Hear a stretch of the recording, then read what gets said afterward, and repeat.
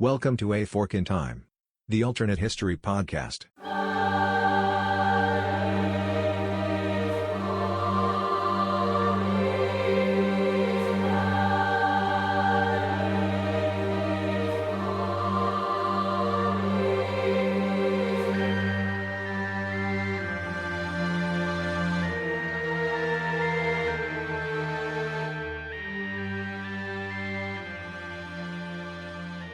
Welcome back to A Fork in Time, the Alternate History Podcast. Been on another little hiatus, but we're getting better. We're getting a little more consistent than we were, and I'm happy to be joined today by Mr. Eric Darling Bond and by Mr. Chris Capola. Eric, how are you doing today? Oh, I'm as dandy as candy Dandy between as candy. donating dandy as candy between donating plasma and then getting a nosebleed at the movies with my dad. There you go. There you go. We call that living the dream. And I'm going to suggest to Chris that might not be a bad idea for him to say hi to the good people. Hi to the good people. Yeah, there we go. Now we're back on track. This is officially A Fork in Time. Today, when we gathered the team, we weren't sure what we were going to record about. We have lots of topics in the queue, but we don't always know who's going to be able to make a recording session because we don't always plan them as far in advance as we should to know what those topics are going to be. So if this works today, I will not take the credit for it, even though it's my idea. But if it doesn't work, I will take the blame for it. So I'm willing to go out there and take the lead. We thought we'd do something a little bit more, I guess, quote unquote, topical, in the sense of a lot of times we've said this on the podcast, we intentionally steer away from more modern topics and topics that we think may lead us down political discussions versus historical discussions. But there is an event going on in the world right now that is very difficult to ignore. And it's very difficult to ignore the fact that it's been a shadow over the world now for the better part of, well, we're getting really close to 75 years now, I guess. We'll be approaching 80 years before quick. And that's the existence of what goes on in the Middle East, and particularly the modern state of Israel. Particularly now, of course, the event that I have first and foremost in my mind is the present conflict that exists between the state of Israel and forces in the Gaza, primarily Hamas.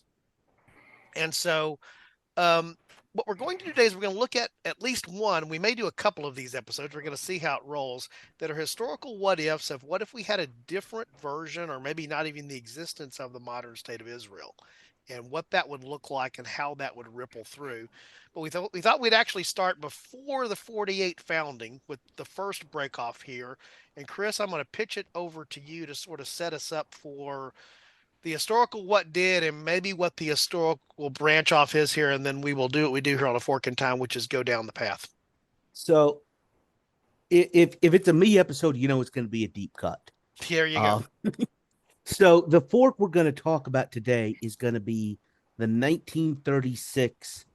It's called Arab Revolt, which was among the Arab/Muslim inhabitants of what was British mandatory Palestine. This is, again, it's a little bit of a deep cut, but to take it back a little bit to end of World War One, most people are a little familiar with what happened there with what's called the Sykes-Picot Agreement, which basically divided the non-Turkish, the Arab lands of the Ottoman Empire between the British and the French. And you see this today. To this day, the modern nations of Israel, of Palestine, and Jordan, as well as Iraq, were going to be British. The modern nations of Lebanon and Syria were French. After the war, those two nations took over those areas in whatever capacity they decided to do it. The reason I'm a little dancing around it is they took over those areas as mandates. Right. This was after World War One. There was beginning of a decolonization move. The British Empire itself moved to a Commonwealth model with what would be called the settler colonies, Canada, South Africa, Australia, New Zealand, getting Dominion status. So they didn't come in and take it over the way it might have been elsewhere. Right. Another thing that happened in this period, in the World War One period, is the British Empire during the war, as an attempt to curry favor with Jews of the world, said they supported a Jewish homeland. Um,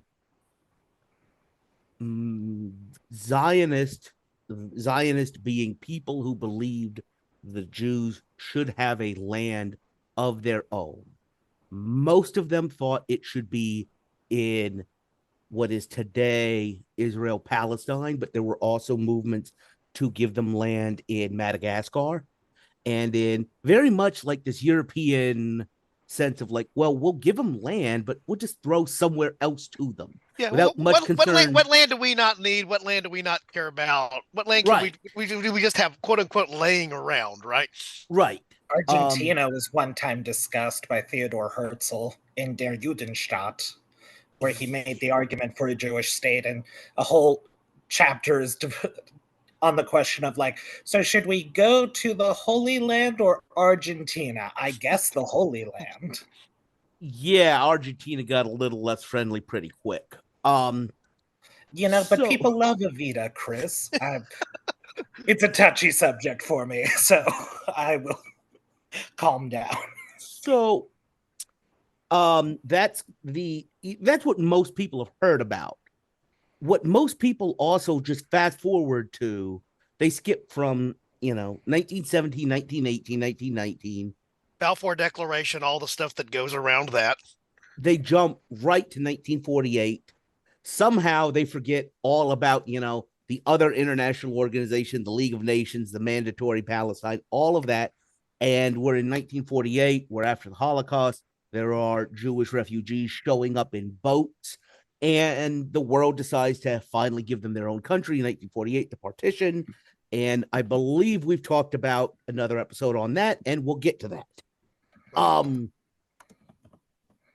But what happened between is where we're going to go today. And in 1936, there was a revolt by the Palestinians against the British rule, against the British mandatory authority in Palestine. And that's what we're going to talk about today. What happened during this revolt, basically, the Nuremberg laws in Germany were passed in 1934-35. The Nazis are now in power, and it became very clear that things were going to go south pretty quick. German Jews among Jews in Europe tended to be better assimilated and tended to be wealthier. So a lot of them picked up sticks in ways that Jews in other nations may not have been able to. And a lot of them decided to go to Palestine. There were basically two places that they felt they could go, one being the West, the United States, if they could get in, but also Great Britain, one being Palestine. The British in Palestine basically were trying to balance these two forces. They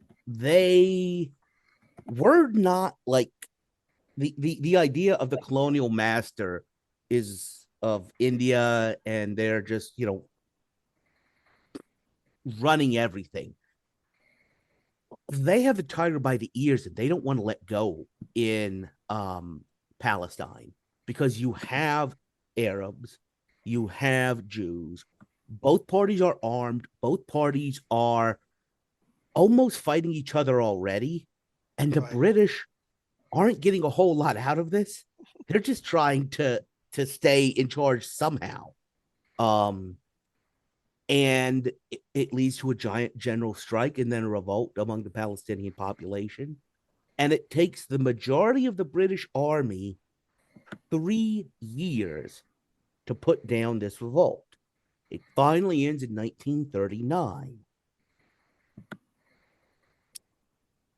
Don, what's the British Army doing in 1939? Well, again, as we were talking off podcast, there's always Europe, right? We were talking actually about 19th century Europe, but it's now carried over into 20th century Europe.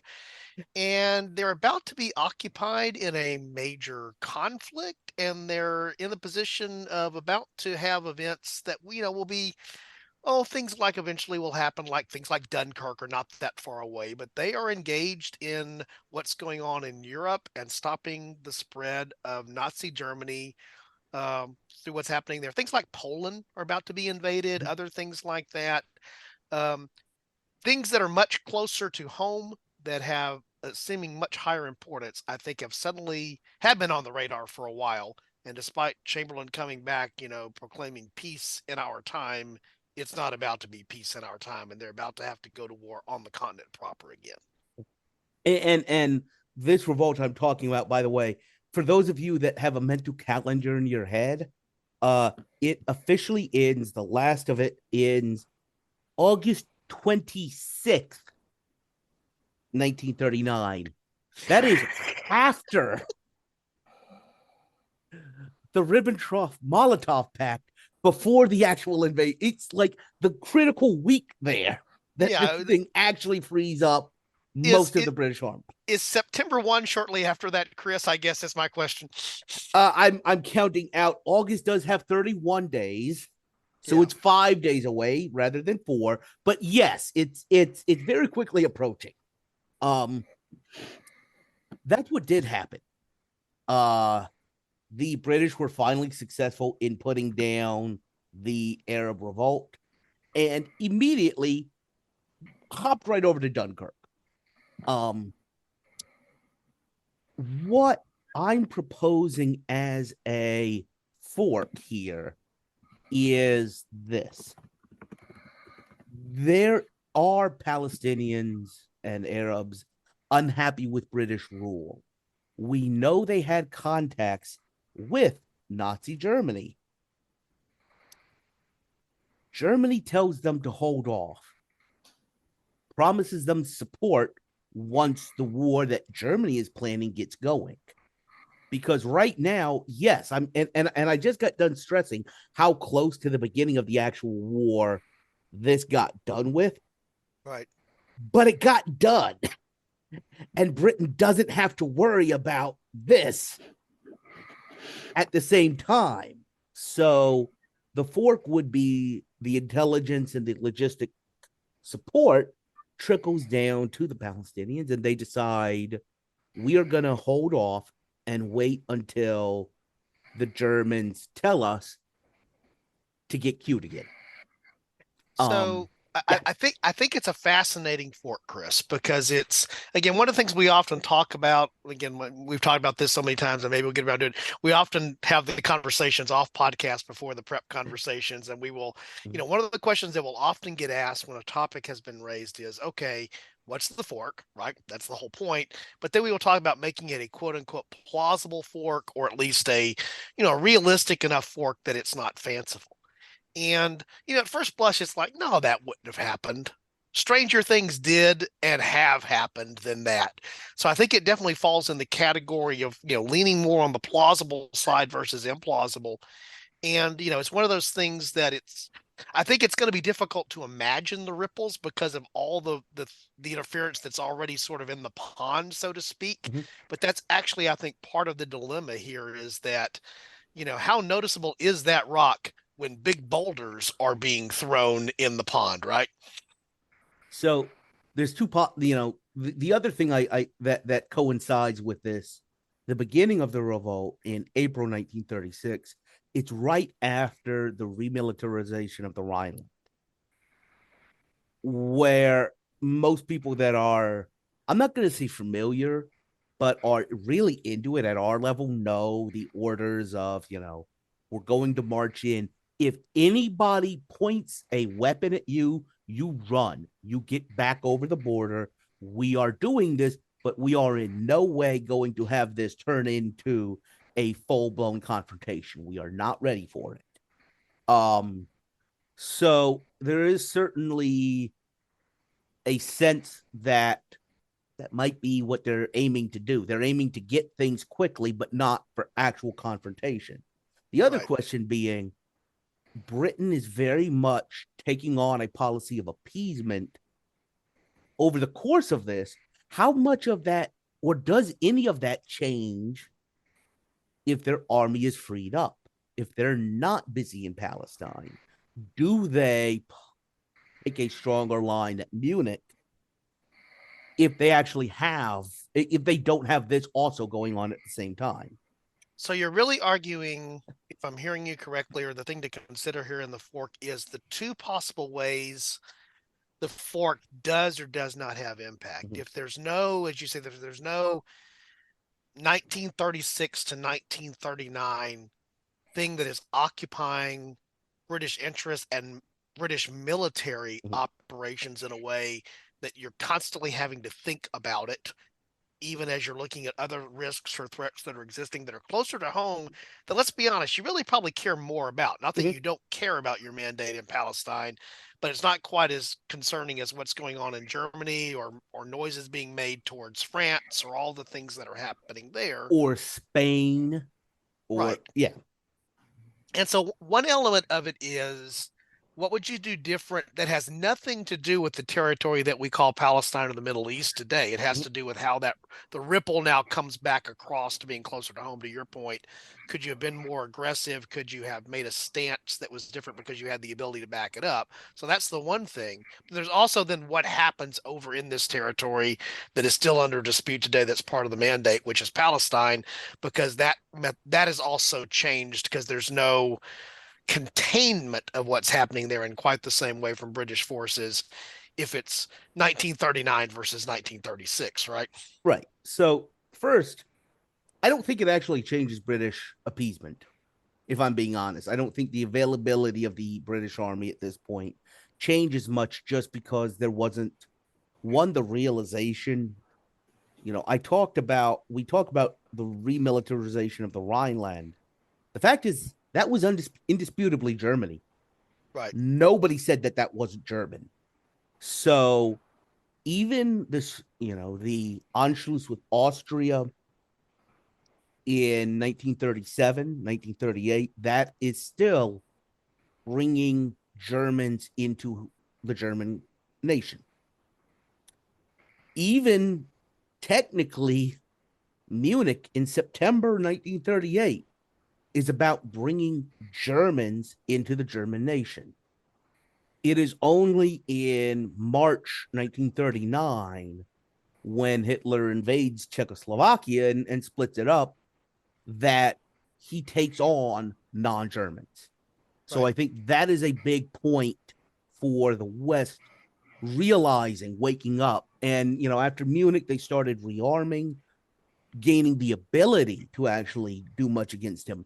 But I think you don't hear much about March 1939 as a wake up, hey, he's taking non-Germans.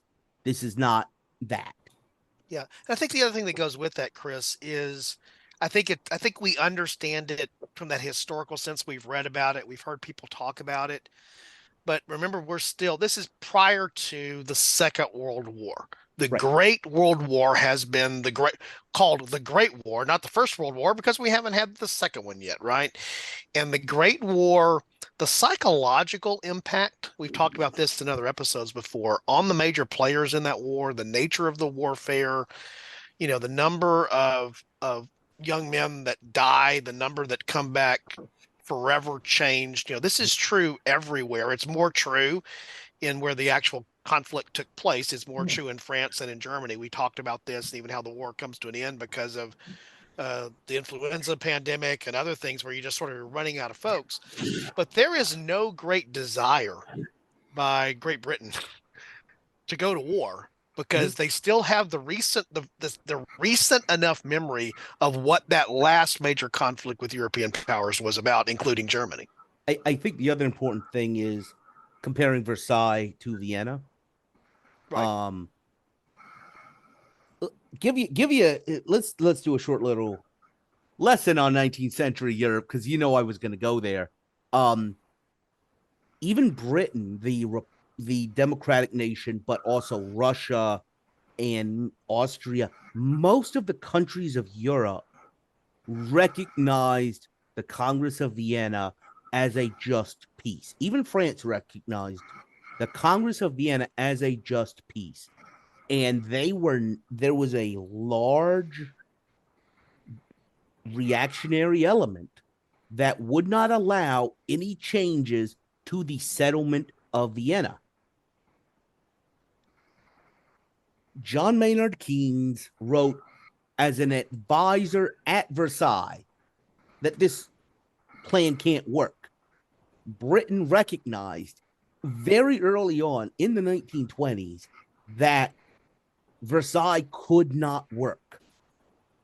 So they were not going to defend the Versailles settlement. So all of these early things where they're giving in to Hitler, they're saying we're being reasonable.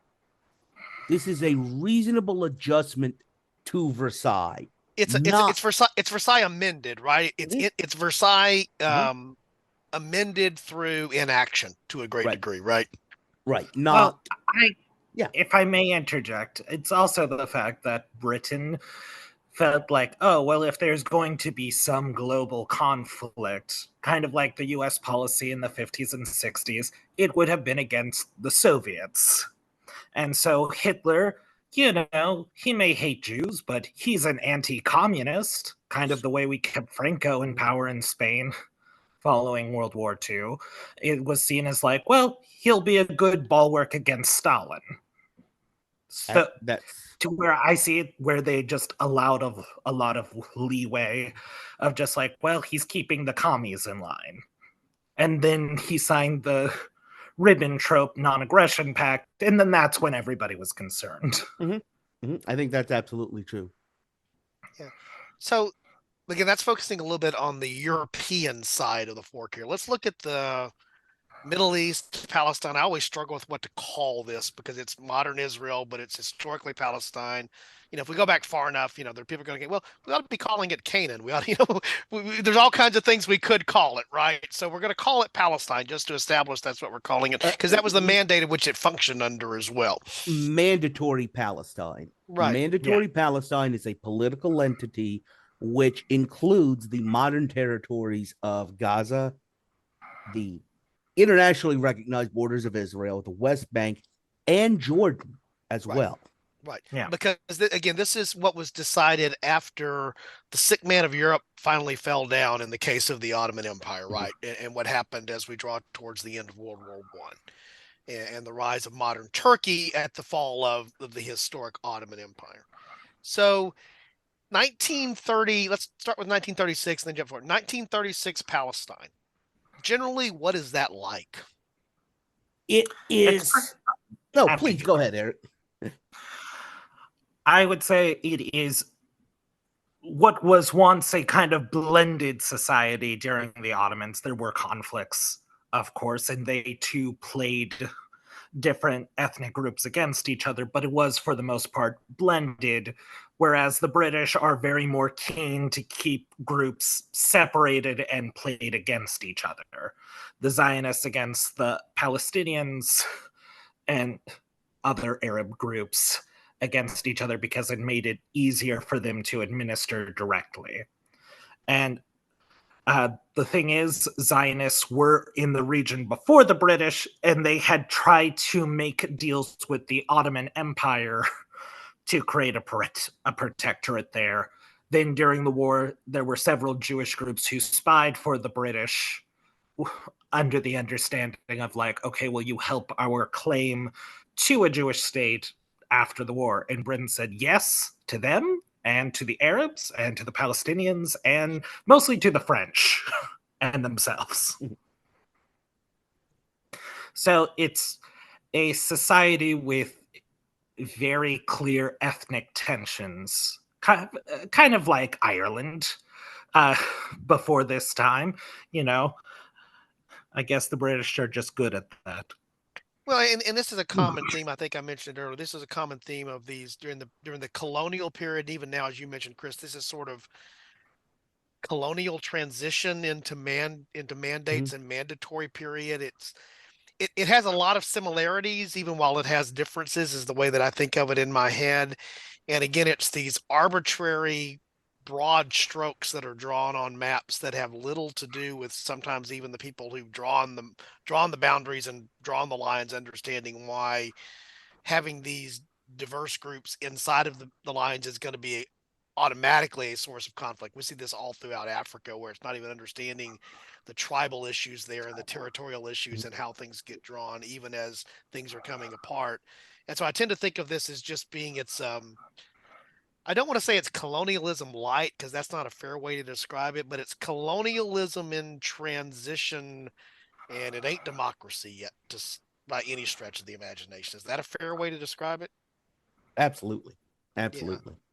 And I would say it's a transitionary period under the assumption that we'll never have to transition out of this.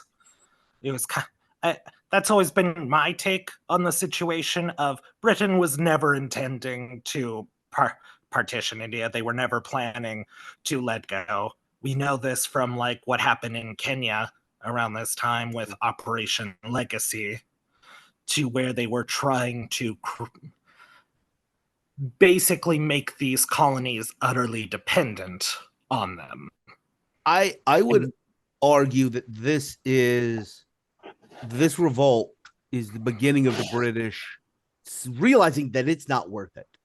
The beginning of the British saying we need to get out.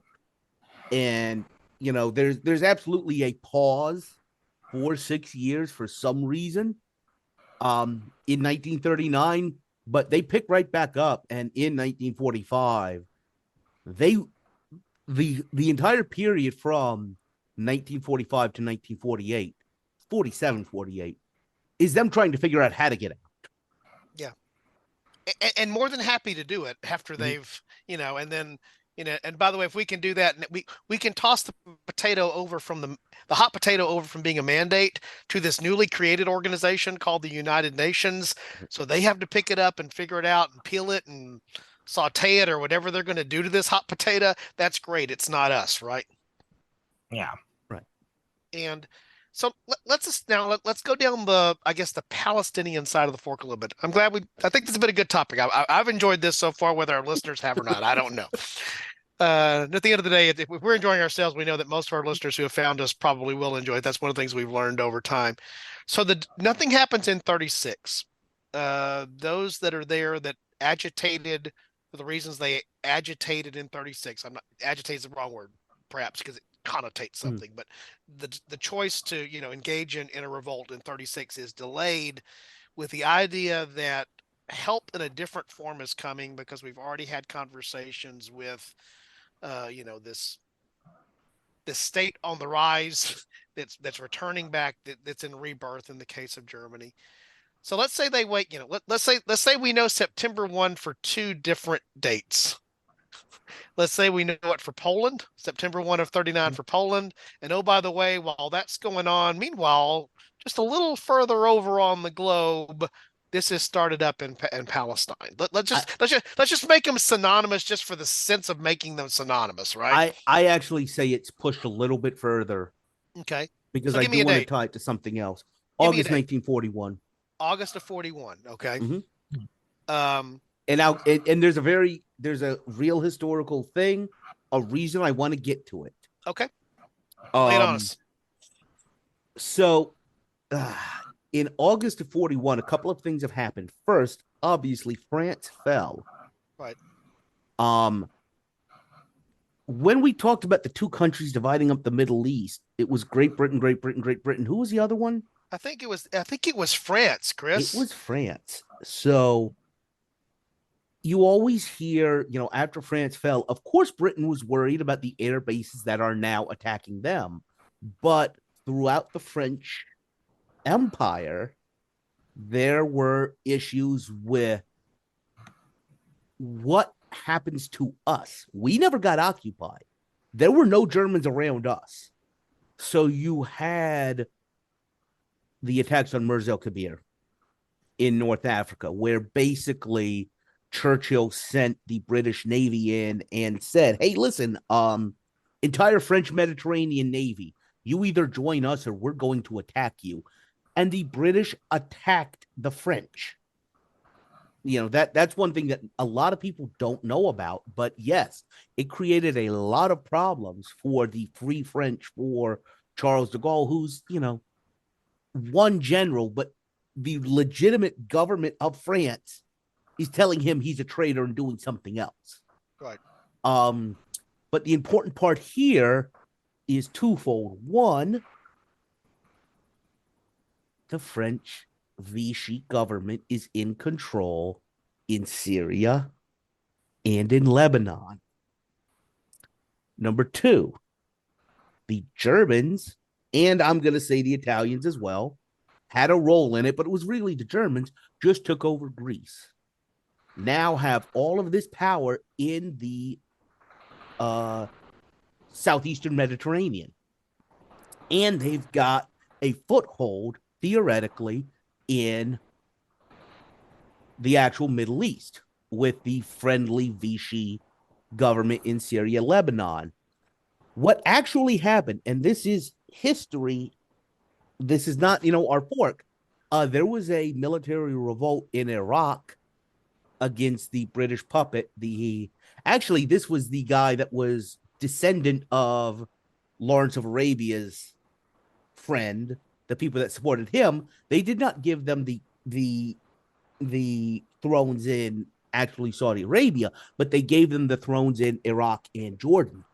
He got overthrown in an explicitly pro-Axis military coup organized by somebody I should have mentioned earlier, Ayman al-Husseini, the Grand Mufti of Jerusalem, who's a religious leader of the Palestinian population there and is explicitly pro-German. He is the person who led the 36 revolt and would have had the contacts with the Germans that led to our fork of them saying, hold off on this. The Germans and the Italians did try and fly supplies and flew some planes through Syria to support the Iraqi revolt. But the fact is they didn't get enough. Germany never actually made a point of it because this is right when Barbarossa is starting. They're not paying attention to much else. And the British were able eventually to squash it. But what if the entire British Middle East just rose up? By the way, there's a little guy named Rommel who's already at El Alamein. Yeah. Maybe 70 miles from Alexandria. So now you have no strategic depth for the entire British Middle Eastern Command. That's the big deal. So that definitely changes the situation on the ground. Throughout a large part of what we think of as being the war in 41 and 42, that's not what's going on with Barbarossa having been launched and what's going into the Soviet Union, because basically in the Atlantic Wall is being built. The western portion of the conflict is an aerial campaign at this point, waiting to see what's going to happen. And again, you've also picked a time when who's not in the war yet? Who's not in the war yet? It's August of 41, right? Right. United States has, yeah. The United States is not there. In fact, we've talked about this, I think, on a different episode. We just recently passed this date with the commemoration of December 7th again, is that really strange thing we talked about, would the United States and Germany have initially even started out? I mean, there was already Lend-Lease, there was already things that were going on, the support for, the Free French and all the other things that were there. But it wasn't until Germany, after December 7th, in support of its ally, the Japanese, declares war on the United States, that the reciprocal act occurs from the United States back against Germany, and then the hostilities are fully on. And it's so easy. I think of 1941 as the year in my head, but it's real easy for me to forget we're talking about mere weeks in 1941 when the United States is in the war. Not a whole. Yes, they enter the war in 1941. For all intents and purposes, they've entered the war except for Lend-Lease in 1942 in terms of actually entering the war. I'd really say it's the second half of 41 that matters. Right. between Russia and the United States, both of them. And by the way, this is something else that I think I've thrown out there, and we will eventually do this. Um, the Japanese attacked Pearl Harbor because they were going to attack the British Right. and the Dutch in Southeast Asia. By the way, like I was mentioning, the Vichy French have no idea who they're supposed to be behind. Southeast Asia, Vietnam is under the Japanese control because of Vichy cooperation with Japanese. There were no treaties between the United States and any of these European colonial powers. And it's a very interesting question as to whether the Japanese even needed to attack the United States. Right. Yeah. The But United States was very happy in its isolationist. This is not our, other than aiding our longstanding, ties Mhm. to England and helping them with material, not with men, but with material. This is not our fight. Right. This is not our fight. And so that's there. So what actually happens? Is it just a fait accompli in Palestine in 41? I absolutely think it is because it was very near run for the British in Iraq before they actually had a chance to really react. And again, kind of like we were saying, Britain has to economize its forces. It only has so much, especially after Dunkirk. Right. Um, and they're very happy that there is such a thing as a North African campaign because they can actually be in action against Germany somewhere. Um, but I think the rising in Palestine just collapses them. I think it just presents so many problems for them. Because here's the other thing. We've talked about mandatory Palestine today. We've talked about this area. What was the international border between 1967 and 1978, 79 between Israel and Egypt? Let's see. You have the occupied It was the Sinai. Suez Canal. Right. You've had the Yeah. occupied Sinai up to the canal, right? It was right up to the canal. So if you have pro Axis forces in mandatory Palestine with any support, now the British and Egypt are fighting on two fronts. And they had enough, they literally had to withdraw. The reason El Alamein happened where it did is because of something called the Qatar Depression. And the Qatar Depression is a giant sand pit where you can't move anything. So literally it extends up and there's maybe 20-mile front where you can actually move around in North Africa. That's why they stood there, because they didn't have enough manpower and enough equipment to defend a wider front. Now you've got another one, and by the way, that cuts off the Suez Canal. Yep. It gets very dicey for them very Change it. quickly. It changes the tactical and the strategic situation together in a way that is there. So let's assume that it is the fait accompli.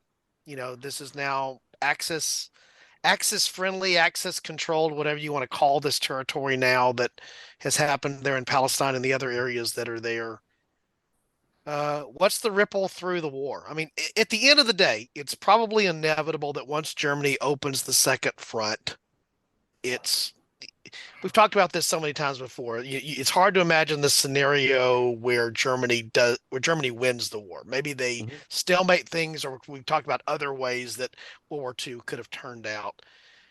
Is this a big enough game changer to really impact in the long run the course of the war, either in terms of its length or where lines get drawn or things get settled, or is this ultimately just a footnote to a different way that we think about the Second World War?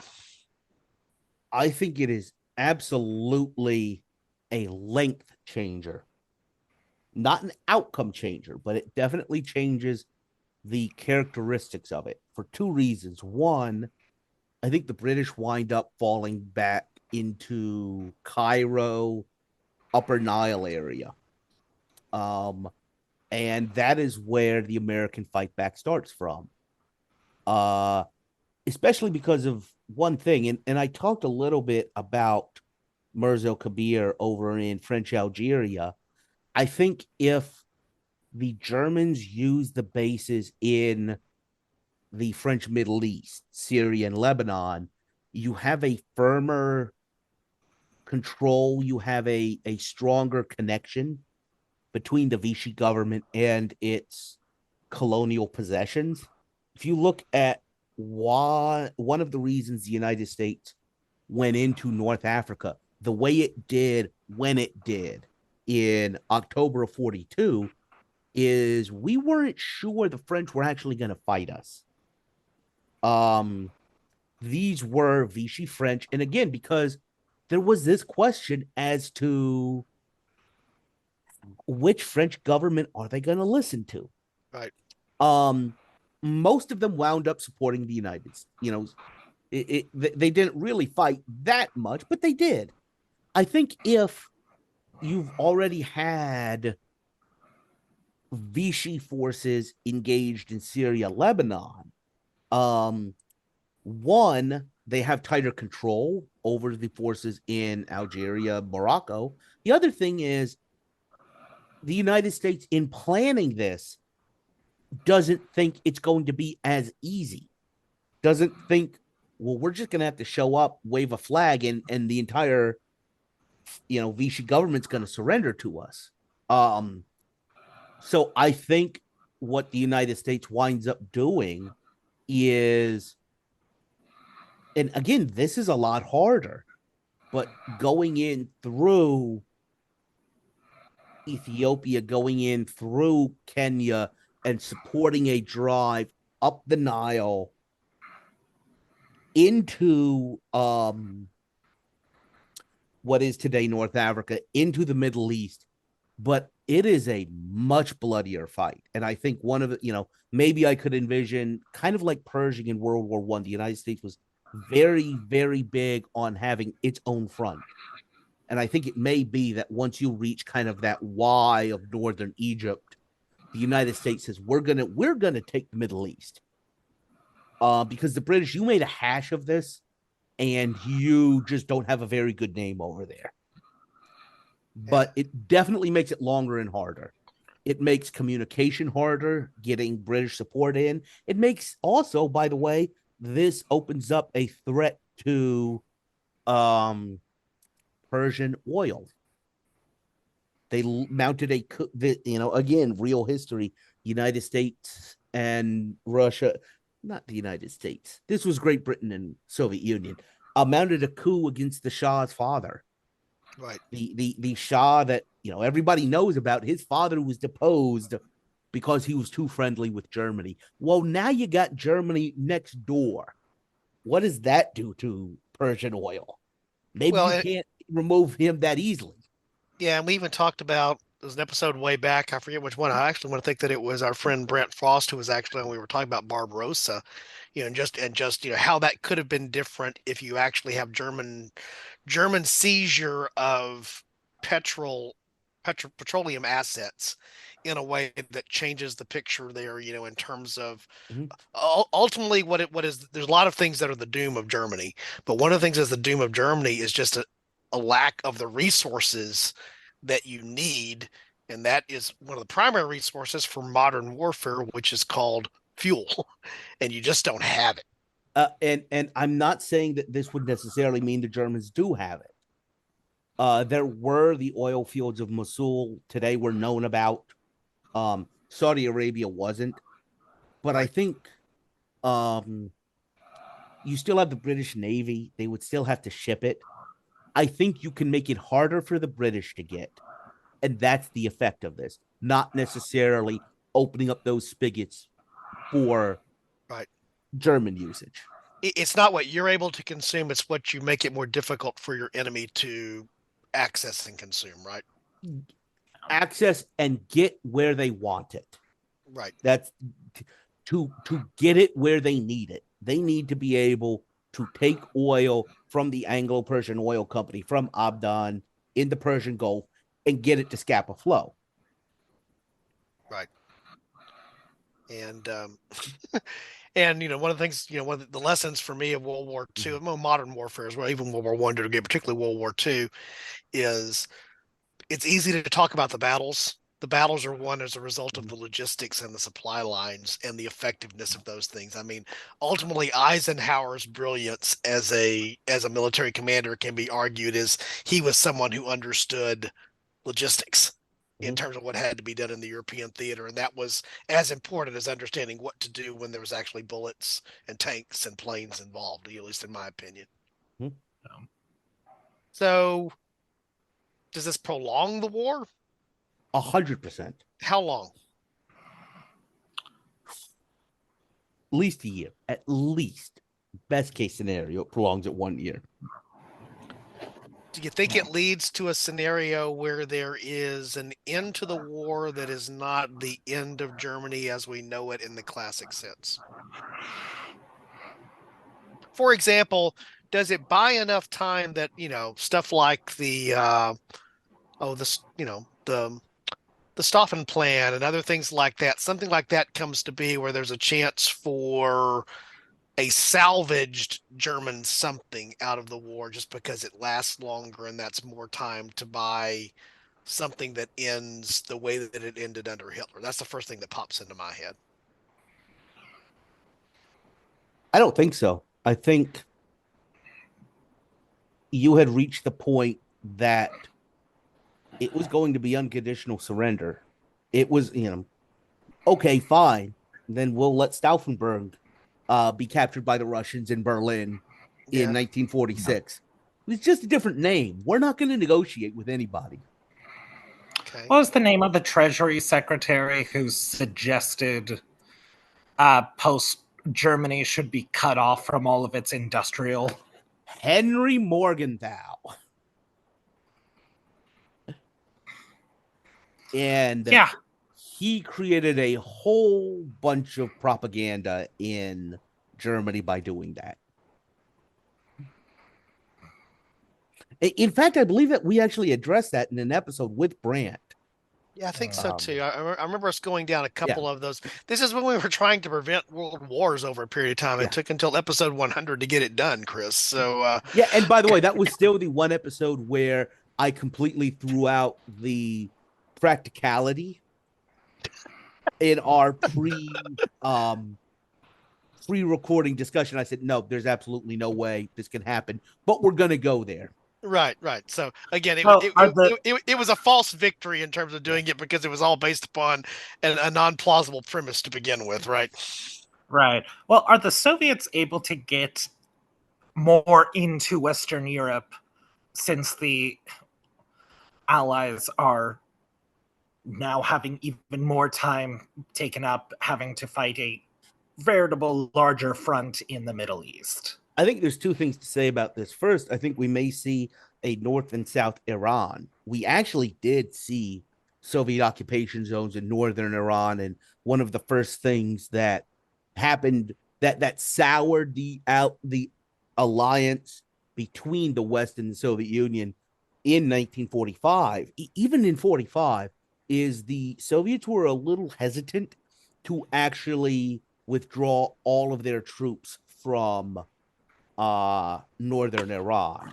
So I think you possibly see, like I said, if Iran actually still decides to play cute with the Nazis, you may see, I think that country gets occupied and is occupied in a way that it has been in the past. So maybe that is not a unified political entity. The other thing is, I think a large part of the Soviet successes in 43, at least 43 onwards, are because the Germans are distracted. Because they're fighting in Italy, they're fighting in France. And I think a big part of that is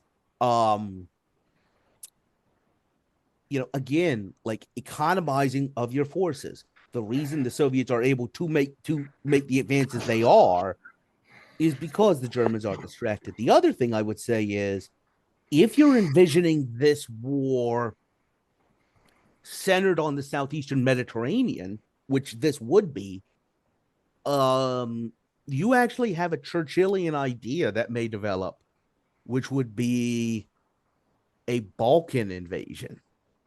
Churchill wanted, instead of going into Italy, he wanted to go up into the Balkans. Especially, he wanted that instead of France. But the reason he wanted to go into the Balkans is, if you're just looking at a map, hey, look, the Soviets are coming in. If you're coming up from the Balkans, you meet them a lot quicker and therefore can eat up territory before they can get to it. So maybe you would see a pro-Western Tito, a pro-Western Bulgaria, where maybe the Iron Curtain slashes a little differently across Europe. More of I an guess east-west kind of flow than a north, in the sense of Yes. the longitude, the direction of the curtain versus what it divides, right? Would be more, a Yes. little bit more Yes. north-south versus east-west. Yes. Yeah, and that's an interesting concept there. So let's It- sort of yeah. bring this around to a close as a concept here. So the assumption is eventually, Germany is destined to lose. Mhm. Where the lines get drawn, where forces are, why forces are there. You just mentioned some of the reasons, Chris, that things may be a little bit different. But eventually you end up with a non-Axis, non-German aligned Palestine that had been the Palestinian Mandate now after the war. It's not the British necessarily. It might be, but probably not the British. We don't know for sure who's in charge there in this alternate timeline.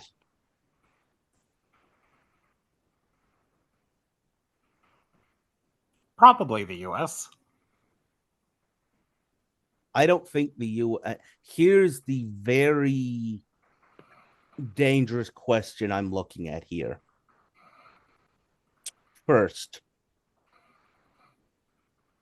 if the mandatory Palestine is occupied by forces of Ayman al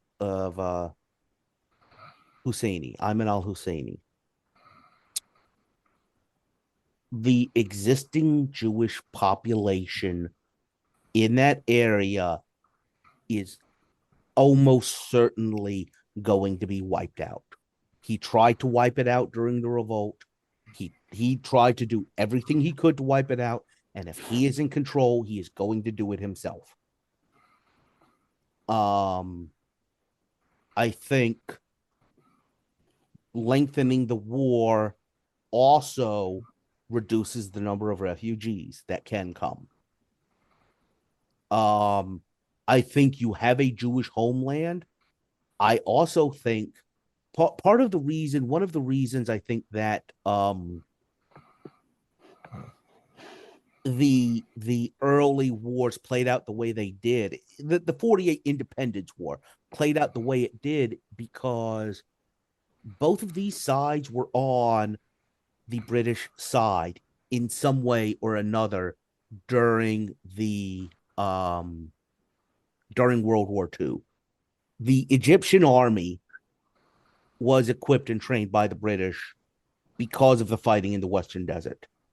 The Jordanian, what would become the Jordanian army, the Arab Legion, was an armed force equipped, trained by the British to fight with them in the Desert War. The Haganah, the Jewish Defense Forces, had fought with the British. If one side had picked against the British, I don't think you have any prevarication. I don't think you have because remember, the United Nations its charter was in 1945, but it was kind of founded in Newfoundland. The United Nations was the name of the Allies in World War II. Right. Interestingly enough, they were kind of very slow to readmit Spain and other, friendly fascist powers. I think a UN plan for mandatory Palestine after this scenario, they might, Jerusalem might be an international city. Don't forget, the UN plan did not give Israel its pre 67 borders. The Correct. UN plan was going to give Israel the north and was going to keep the desert Palestinian. I think you have at least pre 67 borders given to Israel because the Palestinians lost this war. They explicitly picked a side and lost. And as happened in 48, when you do that, bad things happen to you. Right. There's consequences of that choice, right? Yeah. Any thoughts, Eric, before we sort of close things out? This one's been an interesting one. I have a lot of thinking to do about. I have a lot of thinking to do about this episode. More than I think we came to conclusions. It's just an interesting thing to think about as we maybe talk about some of the other things that are along maybe this same sort of broad concept of moving forward in time, changing it this early. Eric, did we miss anything that you had in your hand? No, we covered the likely pogrom of what would happen to the Jews of mandatory Palestine. I'm a little emotionally tender right now that I'm trying to keep things a little close to the chest. Okay. Nothing like I'm not. It's a difficult feeling to explain. Basically, okay, I'm gonna try and If I sum up my can, if I can Huh? jump in, Eric, while you get Yeah. yourself together. You remember how I was talking about German Jews being better assimilated and being able to get out while others may not have been? Not a whole lot of them made it to places such as Great Britain, but I did. But I mentioned that only because my grandmother spent the Blitz in London because of that. Yeah. My ancestors left Russia during the Reformation and then became Protestants. It's a weird thing. It's a very weird story. They ended up in Switzerland, and one of them got contracted essentially to be a soldier for pilgrims coming over. Very long story. I can't get into it right now, but I reconverted to Judaism in my early 20s.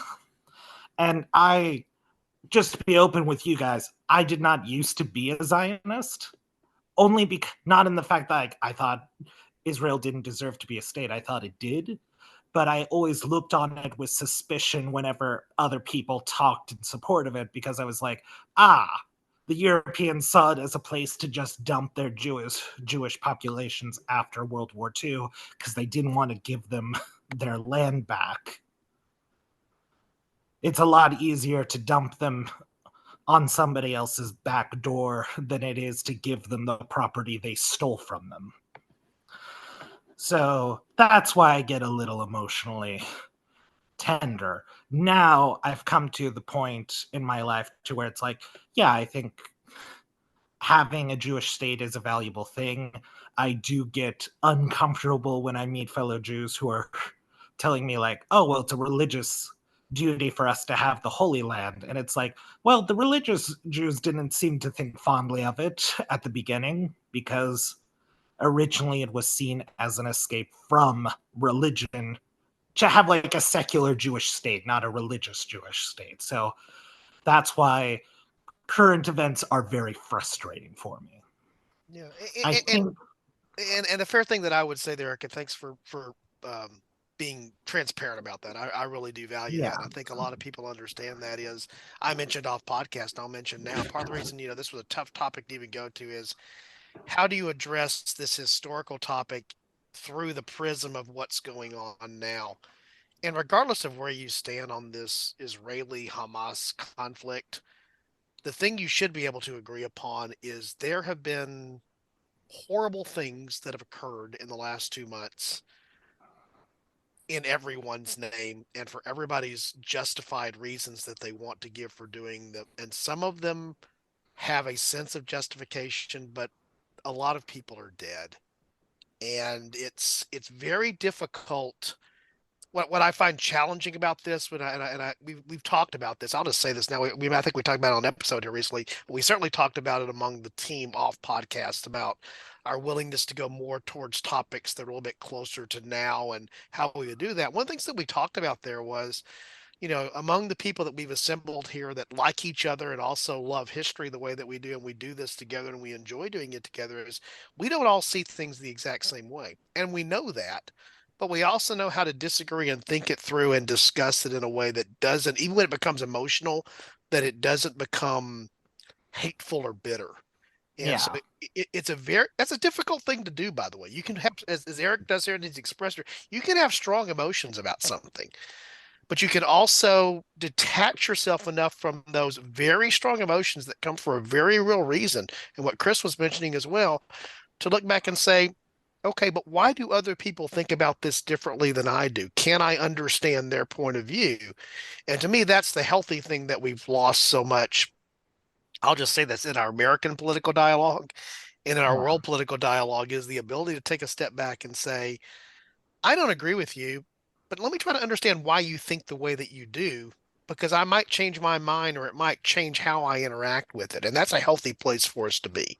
And so if we can do that as a little bitty, several hundred listener podcast, I think we've done some good there, even if it's not always easy for us to do. So that this concludes the public service announcement, and I will now get off my soapbox. But that's the reason where you're going to see us a little bit more willing to step into some of these topics that have more of a current theme to them. Is we think we're adults enough to be able to do it in a way that's responsible. And unfortunately, I see a lot of media that is not even as responsible as we are, to be honest. And I'll just leave it at that. I do think it's also. Go ahead, Eric.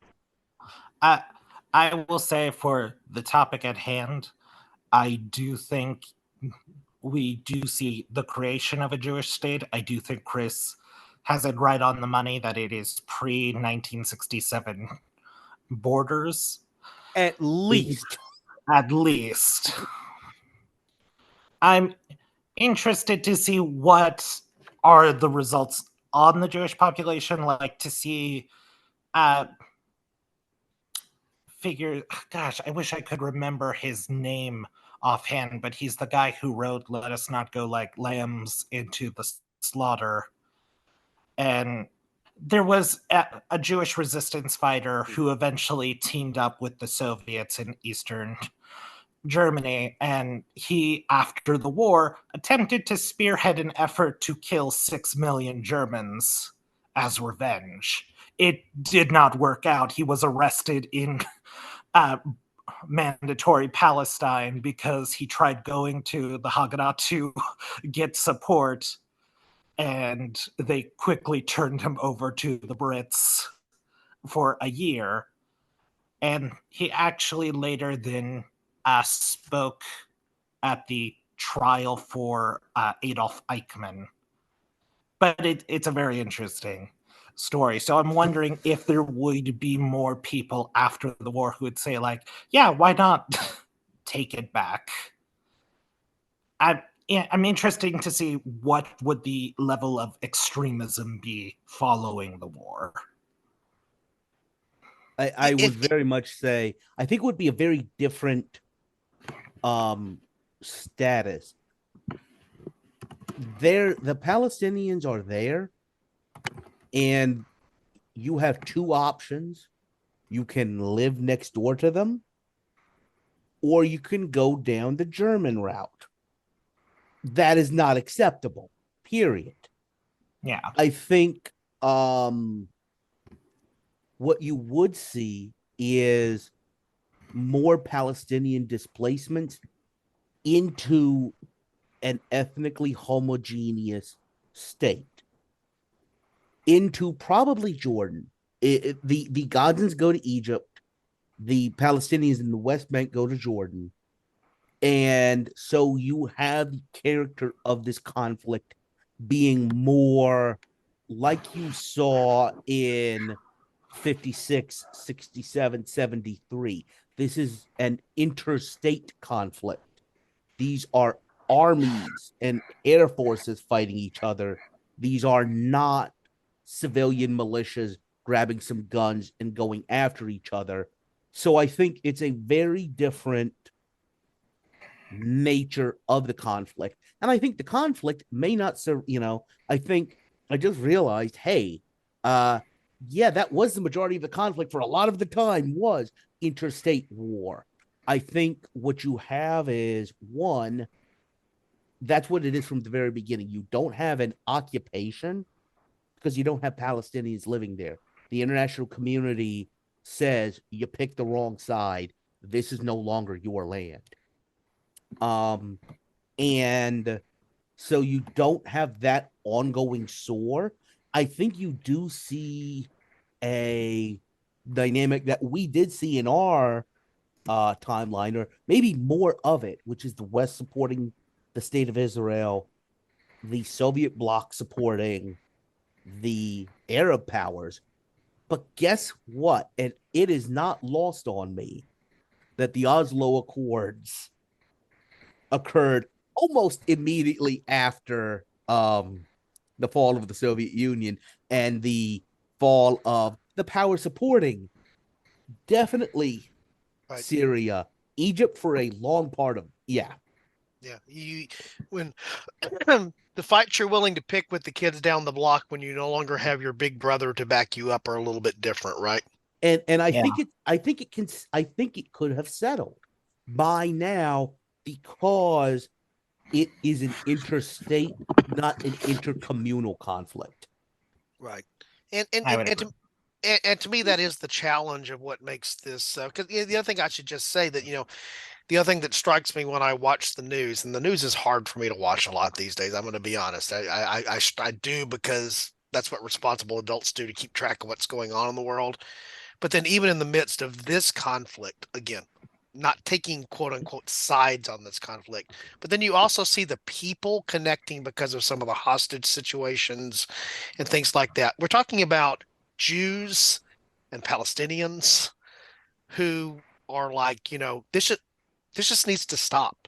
Regardless of who's right or wrong, people, our kids, our families are being hurt here. This just needs to stop. And so, that gives me that little bit of hope down inside of it in the sense that, to your point, Chris, when it's about nations fighting each other, it's one thing. It's different when you're fighting with your neighbor next door, if that's really your neighbor next door. Yeah. By the way, it can also get nasty with the neighbor next door. Like, it doesn't always mean that it's better, but it does mean that it's different. So, all right. Any closing thoughts here before I close this out? All right. We thank you, our listeners here. Just a couple of quick things. We encourage you to visit the website. That's www.aforkintimepodcast.com. All kinds of fun stuff there. Find out a little bit more about the shows. The shows being also The Room Where It Happened. We still have that show around, and we still record episodes for that every now and again. Also, the other things that we have there, places to give us feedback and suggestions. I do recommend our Discord, which is a place to sort of interact with us in real time. You can go and leave us just a suggestion or feedback there on the website proper, or get the connection there. You'll also find it in the show notes to our Discord. Actually had somebody pop up in the Discord just this morning because things have been sort of quiet in the Discord with no episodes out there going, hey, what's going on? It's quiet around here. And I said, stay tuned. Some stuff coming to you. But we've had a lot of fun there interacting with our listeners sort of in closer to real time where more of the members of the team will jump on and respond back. Certainly, we're always looking for topic suggestions. We don't lack for them. We have a list now that we will probably never get to the bottom of, but that doesn't mean better ones don't come in and we don't jump them to the top because we find them more interesting. So feel free to let us know. And almost everybody that's on the show here now that's not either myself or Alexis came to us as a result of suggesting a topic and me reaching out and saying, hey, you want to join us? So you understand, you may suggest a topic and you may hear from us saying, hey, that's interesting. Want to come talk to us about it? Because that's one of the ways that we grow the community as well. So I don't think I have anything else to cover. Oh, by the way, if you are interested in some, we're coming up on the holiday season. I guess we're into Hanukkah now, coming up on the Christmas season. Kwanzaa's out there as well. And we have merch there on the, if you fancy the Fork in Time mug or a tumbler or a shirt or anything that's going there, in, and then let me, you can go there and find how to get those things. They make excellent gifts. Just saying. That's all I'm saying here now. And I have a little bit more than 8-week-old grandson now, Alexis's son, who's coming to the world here in late October. For example, he may have a Fork in Time onesie in his future. That's all I'm saying. That's all I'm saying. All right. So on behalf of Eric and Chris, this is Don signing off. And we're going to remind you, as we always do, if you happen upon a fork in time, our strong suggestion is to take it. Thanks, guys. Happy Hanukkah, Don. Happy Hanukkah, Chris. Happy Hanukkah to you. Thank you.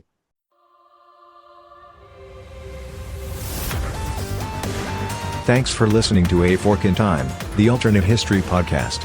Learn more and provide feedback by visiting our website at www.aforkintimepodcast.com. Connect to us on Facebook at facebook.com/aforkintime or follow us on Twitter at AFIT Podcast. If you want to support the show financially, visit our Patreon page at patreon.com/aforkintime. We hope you will join us next time.